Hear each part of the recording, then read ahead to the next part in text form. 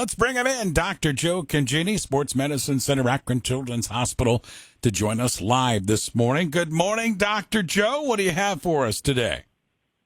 Hey, Ray. I want to talk about something that happened over the last week with one of the most highest level international soccer players. And I think anybody who was paying attention or saw this had great concern about this great Danish soccer player. I'm told he's one of the top 2 or 3 or 4 players in the world. And the match was on TV, national TV. A lot of people saw it.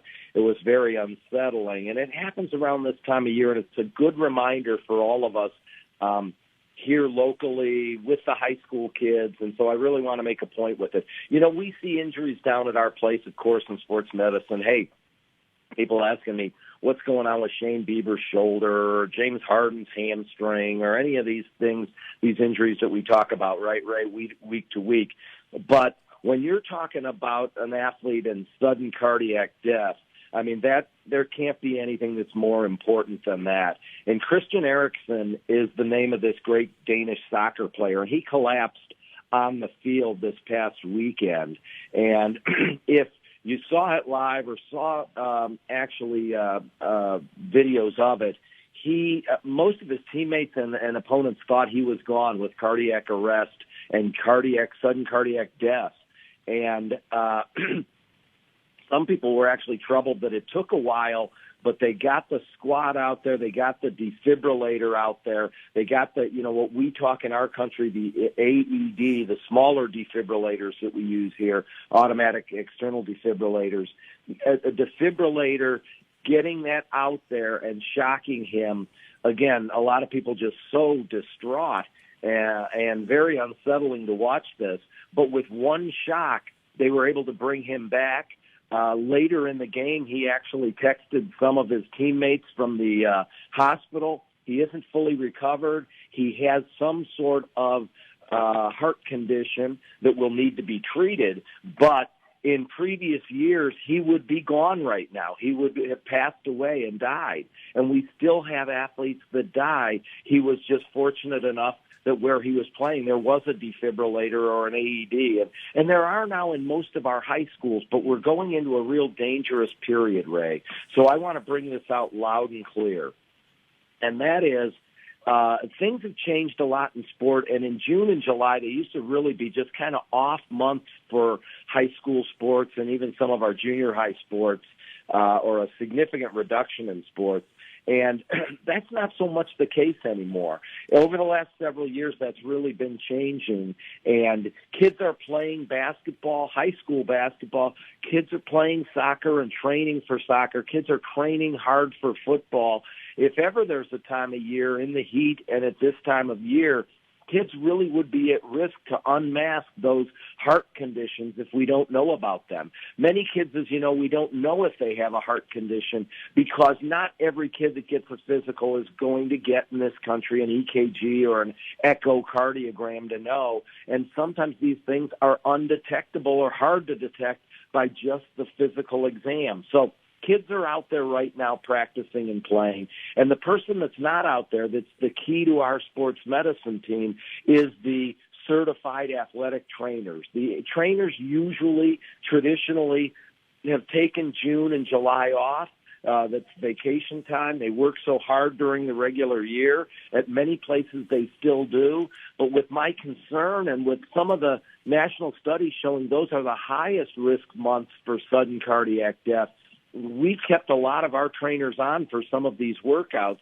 Of course, they take vacations and things.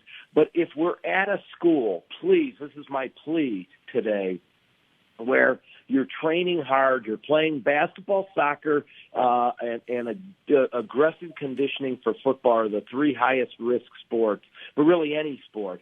We have AEDs at these schools, but since the trainers aren't around, there needs to be an assigned coach or somebody from the athletics department that gets the defibrillator out and has it at the sidelines for every practice.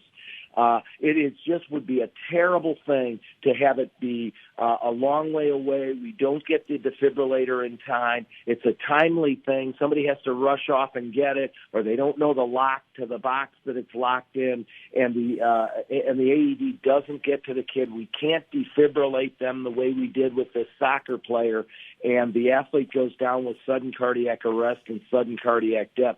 Total shame. So I have the word out, and maybe we can use this Christian Eriksen incident, many people are saying internationally, to re-support the defibrillator law. But at the very least, those places where we have defibrillators, make sure they're accessible, make sure they're out for every practice, make sure somebody's responsible who knows how to use it.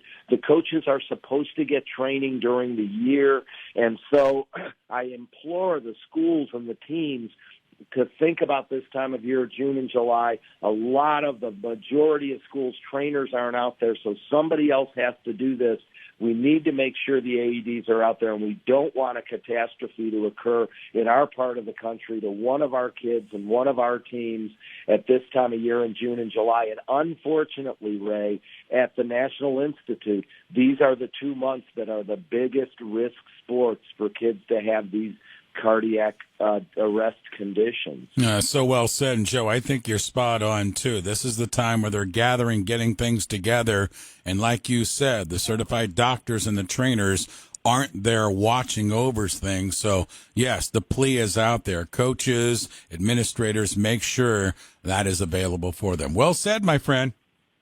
Oh, thanks for giving me the soapbox, because if anything we can do that I can do in a career, hey, I don't know about fixing Shane Bieber's shoulder. I'll, give it a try, or the kids in my office that I see today. But if I can save a life or two of a young person, that's really a big deal. So thanks for letting me have the opportunity to implore these schools. Get those defibrillators out there. They're life-saving. There was a story at Children's of a kid in a Giant Eagle at Mahoning Valley, a 5-year-old who had cardiac arrest, and they shocked her this week, and she's doing fine and everything. These are lifesavers. So make sure to know how to use them, make sure to know where they're at, and get those AEDs and defibrillators out there. Okay, Ray? All right. Thanks, Joe. Always appreciate the time, my friend. We'll catch back up with you next week. Enjoy our beautiful weather this week. That's for sure. Dr. Joe Congini, Akron Children's Hospital Sports Medicine Center, with us live Wednesdays